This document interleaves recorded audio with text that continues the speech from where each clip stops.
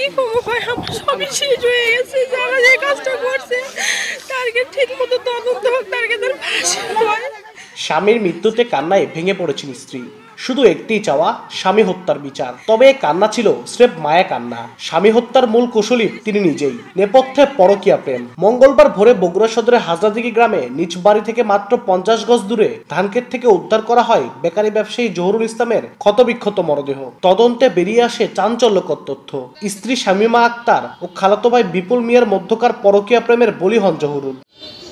জানা যায় ছোটবেলায় বাবা মায়ের বিচ্ছেদের পর মামা শাহিনুর রহমানের আশ্রয়ে বড় হন জহুরুল। প্রাপ্তবয়স্ক হলে মামা নিজের মেয়ে শামীমার সঙ্গেই ভাগ্নে জহুরুলের বিয়ে দেন 2014 সালে। কিন্তু বিয়ের আগে শামীমার প্রেম ছিল আরেক ফুফাতো ভাই বিপুলের সঙ্গে, যা বিয়ের পরও এক যুগ ধরে গোপনে চলছিল। সম্প্রতি পরিবার নিয়ে কক্সবাজার ভ্রমণে গিয়ে স্ত্রী ও বিপুলের অসম সম্পর্ক টের পান জহুরুল। এরপরই বাধে বিরোধ। সোমবার রাতে খাবারের পর দুধে 15টি ঘুমের ওষুধ মিশিয়ে জহুরুলকে অচেতন করে ধান খেতে নিয়ে গিয়ে ধাতব বস্তু দিয়ে আঘাত করে হত্যা করে শামীমা ও বিপুল। বুধবার দুপুরে সদর থানায় এক সংবাদ সম্মেলনে পুলিশ এসব তথ্য জানায়। কোনো ব্যক্তি যদি ভাত খেয়ে ঘুমোতে যান, তারপরে তার কিন্তু কাজে যাওয়ার কথা না, যদি কোনো না কোনো আর্জেন্ট কল না আসে।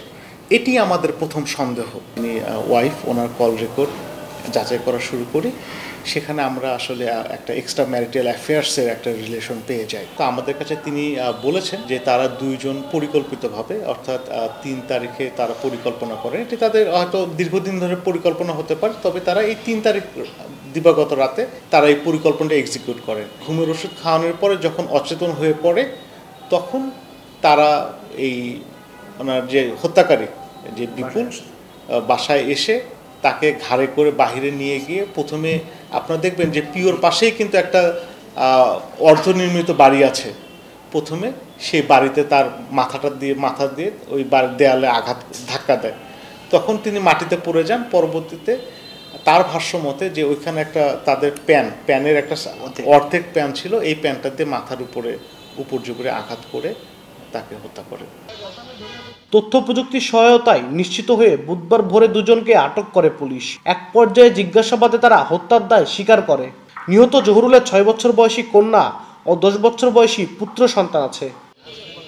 আব্দুল আউয়াল, সময় সংবাদ, বগুড়া।